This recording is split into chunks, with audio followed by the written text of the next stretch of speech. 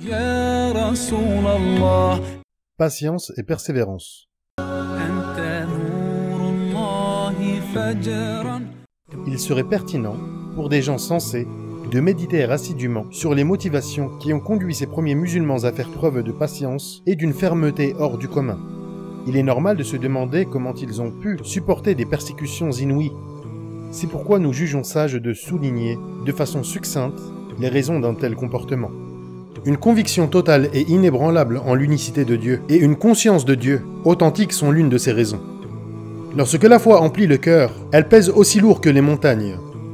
Celui qui porte la foi considère les difficultés de la vie, si nombreuses et intenses soient-elles, aussi minimes que l'action de l'écume flottante à la surface d'une pluie torrentielle, qui ébranle barrages invulnérables et forts inexpugnables. Cela n'a guère d'importance pour celui qui connaît la douceur de la foi et de la certitude. أنزل من السماء ماء فسالت أودية بقدرها فاحتمل السيل زبدا رابيا ومما يوقدون عليه في النار ابتغاء حلية أو متاع زبد مثله كذلك يضرب الله الحق والباطل فأما الزبد فيذهب جفاء وأما ما ينفع الناس فيمكث في الأرض كذلك يضرب الله الأمثال. Quant à l'écume, elle s'en va sur les rives en pure perte. Et quant à ce qui profite aux gens, entre parenthèses la vérité, la foi, il demeure dans la terre. Coran, sourate 13, verset 17. De ce facteur dérivent d'autres qui viennent consolider la persévérance et l'endurance des musulmans. Petit 2. L'amour sans réserve à l'égard du prophète sallallahu alayhi wa sallam, le grand guide de la communauté musulmane, et plus généralement de l'humanité entière. Il fut un homme exemplaire de par son caractère parfait et ses nobles attributs. Nul ne peut être placé sur un pied d'égalité avec lui concernant la grandeur, la noblesse, le bien, les mérites, la chasteté, la loyauté et la sincérité. Cela a été reconnu de façon unanime et incontestée, même par ses ennemis. Il a été rapporté que 3 membres de Quraysh écoutèrent chacun séparément et en secret la récitation du noble Coran. Plus tard, ce secret fut dévoilé et l'un d'eux demanda à Abu Jahl ce qu'il pensait de ce qu'il venait d'entendre de la bouche de Muhammad sallallahu alayhi wa sallam. Celui-ci répondit: Nous rivalisons avec les Beni Abdi Manaf en ce qui concerne l'honneur de détenir la direction de cette cité. Ils ont donné à manger, entre parenthèses, aux pèlerins, et nous le fîmes aussi. Ils ont porté les fardeaux des gens, et nous le fîmes aussi. Ils ont donné, et nous le fîmes aussi. Et alors que nous étions à égalité dans la course comme 2 chevaux de course, voilà qu'ils ont dit: Nous avons un prophète qui reçoit la révélation du ciel. Quand donc pourrions-nous les égaler dans ce privilège? Par Dieu, nous ne croirons jamais en lui. Abu Jahl, lui-même, l'ennemi juré de l'islam, répétait souvent ceci: Ô Muhammad, nous ne pouvons te traiter de menteur, mais nous disons plutôt que nous ne croyons pas à ce que tu as apporté. Dieu dit à ce propos: إنه ليحزنك الذي يقولون فإنهم لا يكذبونك ولكن الظالمين بآيات الله يجحدون. Ils ne te prennent nullement pour un menteur, mais les injustes refusent d'avouer leur reconnaissance des signes de Dieu. Coran, sourate 6, verset 33. Un jour, les négateurs de Quraysh adressèrent au prophète sallallahu alayhi wa sallam à 3 reprises une remarque cynique, mais il garda le silence avant de leur répondre ainsi: Ô assemblée de Quraysh, vous serez un jour mis en pièces. Les mécréants furent alors frappés de stupeur à cette annonce, et leurs cœurs se trouvèrent remplis de crainte, à tel point que les plus hostiles d'entre eux se mirent à tenter de réparer leurs insultes, en se montrant plus polis à son égard. Lorsqu'ils jetèrent sur lui les entrailles d'un animal, alors qu'il était prosterné en prière, il invoqua contre eux la vengeance de Dieu, et ils furent immédiatement saisis d'une inquiétude indicible, car ils étaient convaincus qu'ils seraient anéantis. Il invoqua Dieu contre Utba ibn Abi Lahab, qui ne douta point qu'un malheur allait le frapper. Ubay ibn Khalaf ne cessait de jurer qu'il tuerait le prophète sallallahu alayhi wa sallam. Un jour, le prophète sallallahu alayhi wa sallam lui promit de le tuer si Dieu le voulait. Lors de la bataille d'Uhud, le prophète sallallahu alayhi wa sallam le blessa au cou. Et il se souvint alors, tout horrifié, de la promesse du prophète sallallahu alayhi wa sallam. Il dit à ce moment-là, « Je suis sûr qu'il serait capable de me tuer, rien qu'en me crachant dessus. » Se rendant un jour à la Mecque, Sa'd ibn Mu'adh dit à Umayya ibn Khalaf, « J'ai entendu le messager de Dieu sallallahu alayhi wa sallam dire que les musulmans te tueraient. » Umayya fut extrêmement paniqué et il jura que jamais il ne sortirait de la Mecque. Même lorsque Abu Jahl l'obligea à se joindre aux autres polythéistes afin de combattre le prophète sallallahu alayhi wa sallam le jour de Badr, il acheta le chameau le plus vigoureux et le plus rapide de la Mecque afin qu'il puisse faciliter sa fuite. Son épouse lui dit, « Ne te souviens-tu plus de ce que t'a dit ton frère, le Yathribien ?» Il lui répondit alors, « Par Dieu, je n'ai aucunement l'intention d'accompagner les Qurayshites, et je les quitterai peu après le départ. » Les ennemis du prophète sallallahu alayhi wa sallam étaient ainsi hantés par un sentiment d'horreur et de terreur. Ses compagnons, par contre, le chérissaient au plus haut point, et il était omniprésent dans leur cœur. Ils étaient sans cesse prêts à le défendre et à assurer son bien-être, même aux dépens de leur vie. La force d'attraction du prophète sallallahu alayhi wa sallam était impressionnante. Son image est la substance originelle de toute forme. Des cœurs des hommes à l'élément. Un jour, Abu Bakr ibn Abi Quhafa fut sévèrement battu par Utba ibn Rabi'a. Il le frappa violemment de ses sandales au point qu'on ne distinguait plus les traits de son visage. Les Beni Tamim, qui l'emmenèrent chez lui, crurent qu'il allait mourir. Cependant, lorsque le soir venu, il reprit connaissance, la première chose qu'il dit c'était « Comment se porte l'envoyé de Dieu ?» sallallahu alayhi wa sallam. Nonobstant l'insistance de sa mère, il refusa de manger ou de boire tant qu'on ne lui donnerait pas de nouvelles de son noble compagnon. Il demanda à sa mère de se rendre auprès Jamil, fille d'Al-Khattab, alors musulmane, pour s'enquérir de l'état de l'envoyé de Dieu sallallahu alayhi wa sallam. Jamil répondit à la mère d'Abu Bakr, « Je ne connais ni Abu Bakr, ni Muhammad ibn Abdillah. Mais si tu le souhaites, je pourrais venir avec toi, chez ton fils. » « Je veux bien, dit la mère d'Abu Bakr. Elle l'accompagna et dès qu'elle vit l'état dans lequel était Abu Bakr, elle cria « Par Dieu, les gens qui t'ont traité ainsi ne peuvent qu'être cérélas et incroyants, et j'espère que Dieu te vengera d'eux. » Abu Bakr lui demanda alors « Comment se porte l'envoyé de Dieu sallallahu alayhi wa sallam ?»« Il est sain et sauf. » répondit Jamil, après avoir examiné sa méfiance à l'égard de la mère d'Abu Bakr, entre guillemets, qui n'était pas encore croyante. Lorsqu'il apprit que l'envoyé de Dieu sallallahu alayhi wa sallam se trouvait dans la maison d'Al-Arqam, il jura de ne rien manger ou boire avant d'avoir vu l'envoyé de Dieu sallallahu alayhi wa sallam. Les deux femmes attendirent toutefois que les ruelles de la cité se vident, puis Abu Bakr sortit en s'appuyant sur elles.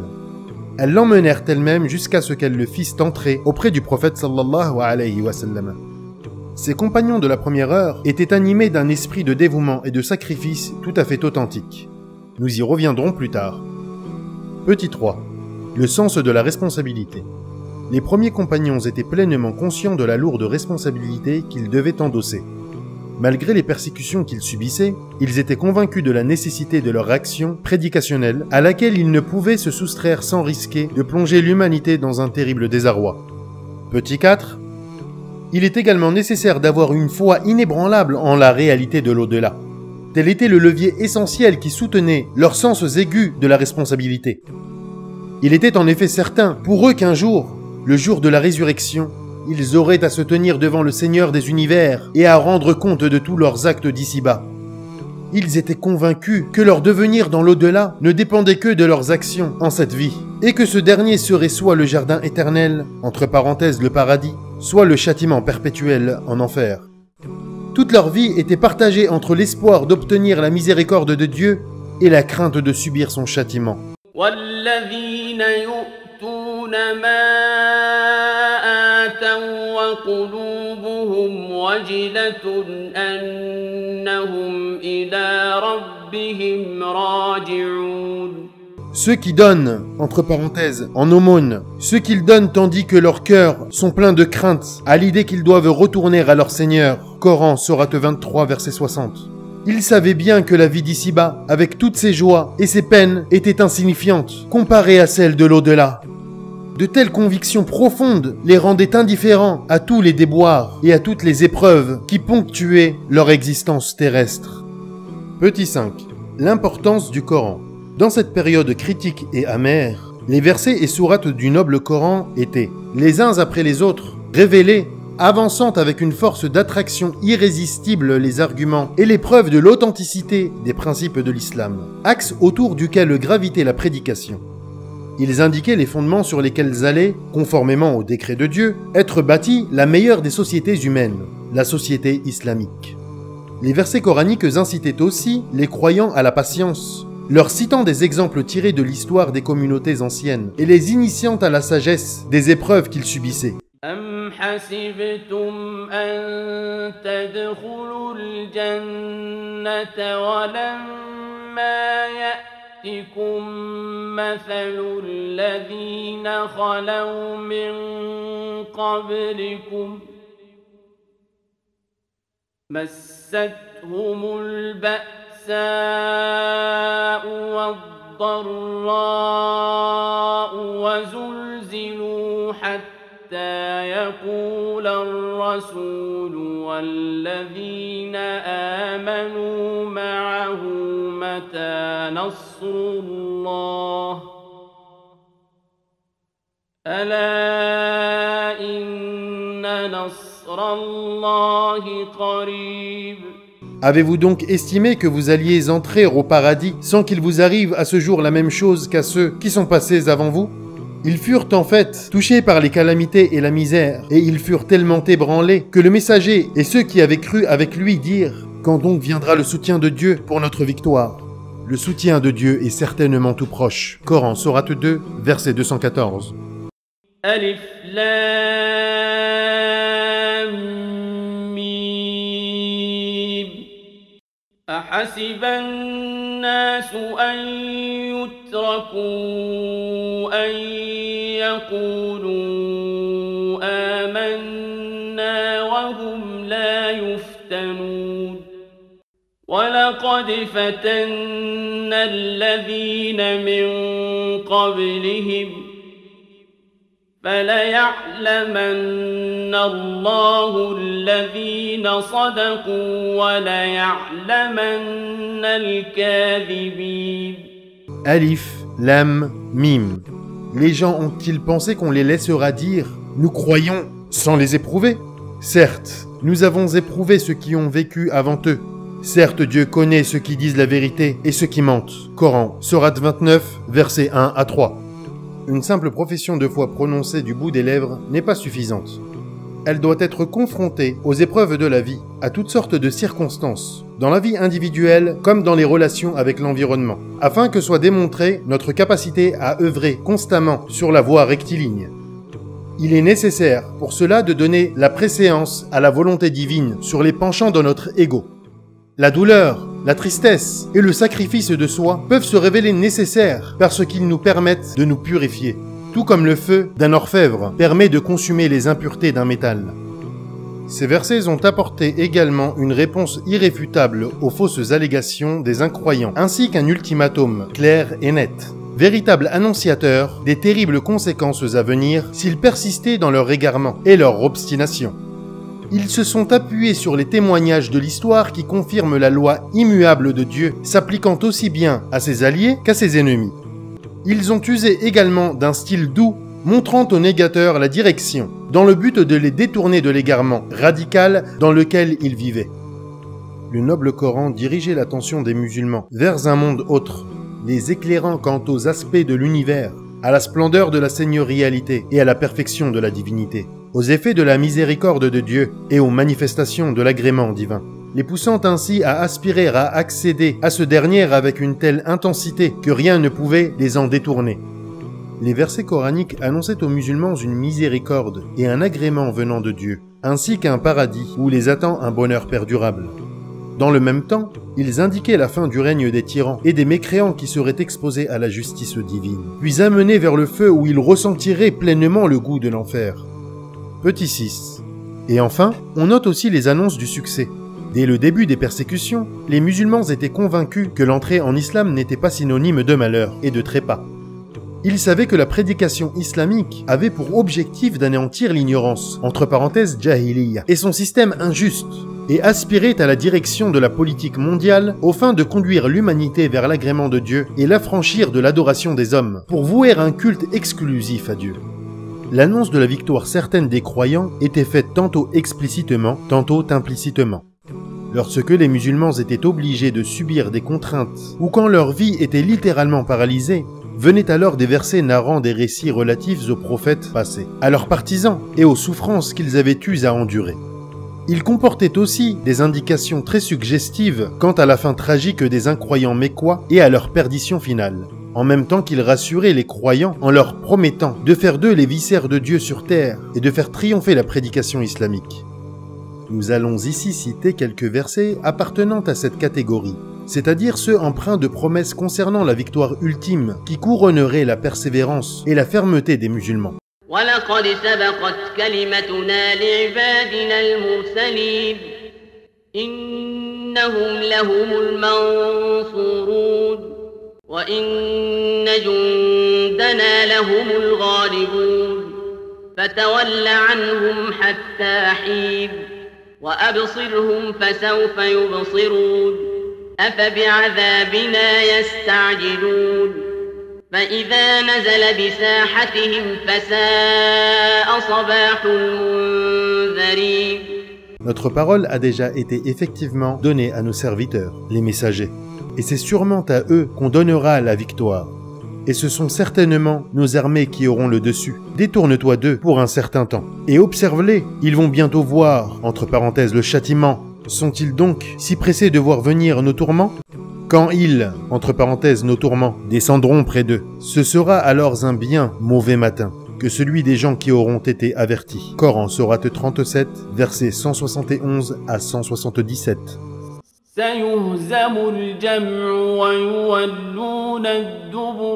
Leur coalition sera vaincue et ils battront en retraite. Coran, sourate 54, verset 45.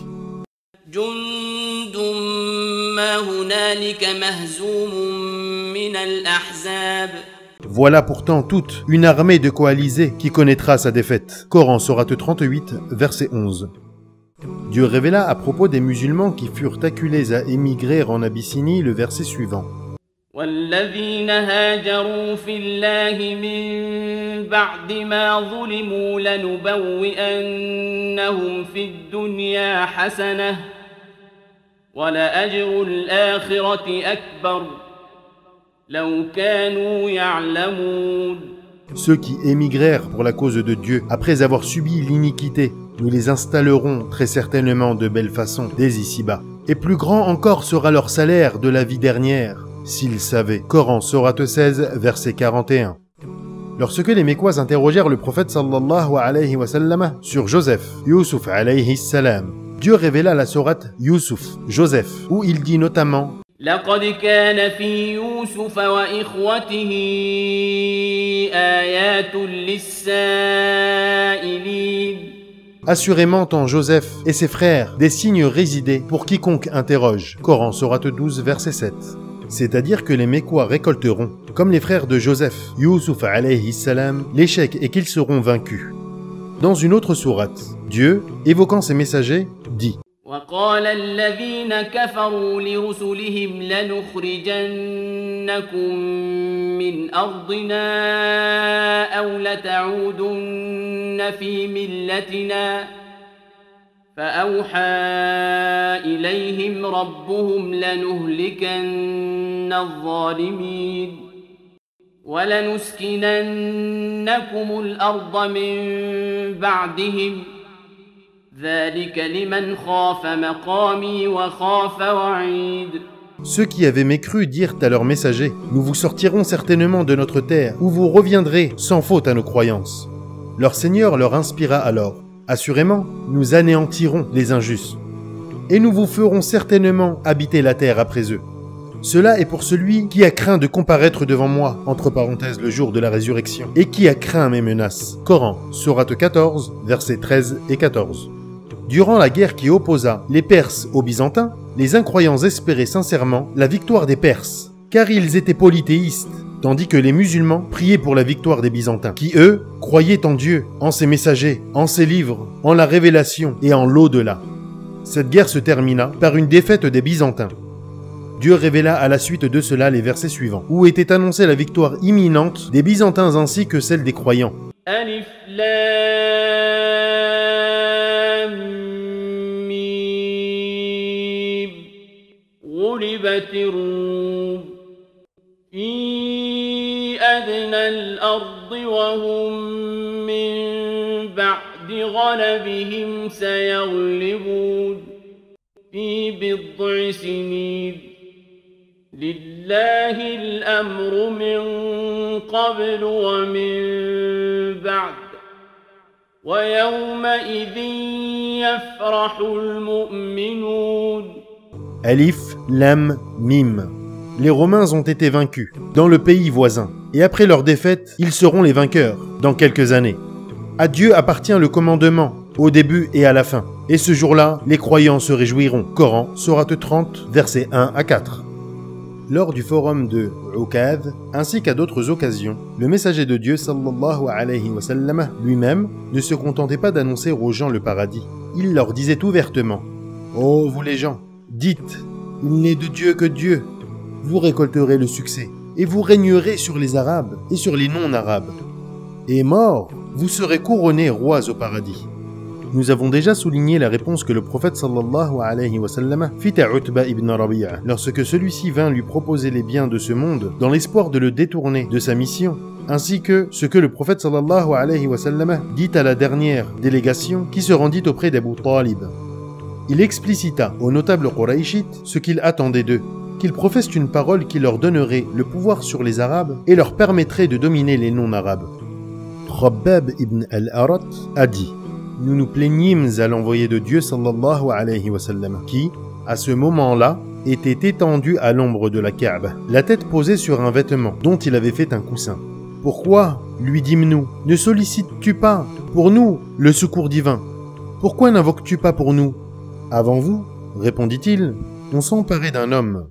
On le plaçait dans un trou qu'on avait creusé dans la terre. Puis on apportait une scie. On la plaçait sur la tête de l'homme et on le sciait en deux. Ensuite, on le peignait avec des peignes de fer, entamant la chair jusqu'aux os. Cet homme endurait cela sans renoncer à sa religion.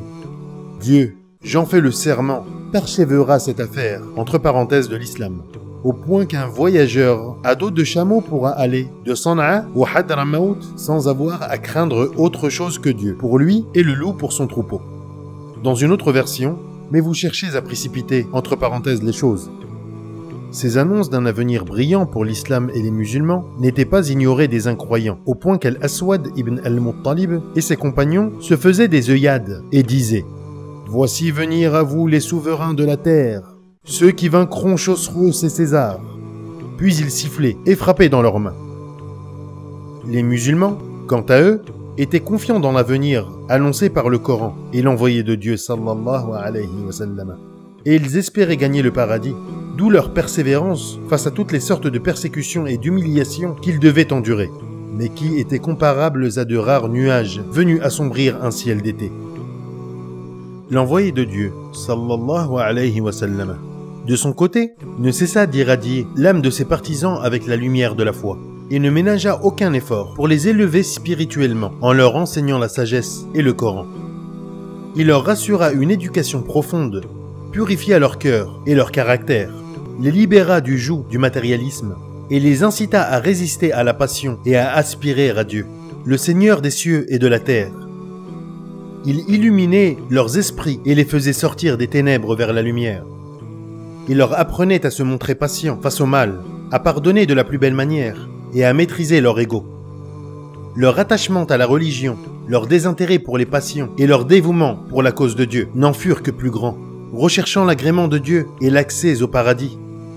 Ils furent aussi plus versés dans la religion, demandèrent davantage des comptes à eux-mêmes, maîtrisèrent avec plus de vigueur leurs penchants et leurs sentiments, et s'en tinrent scrupuleusement à l'endurance, à la paix et la longanimité. واستعينوا بالصبر والصلاة وإنها لكبيرة إلا على الخاشعين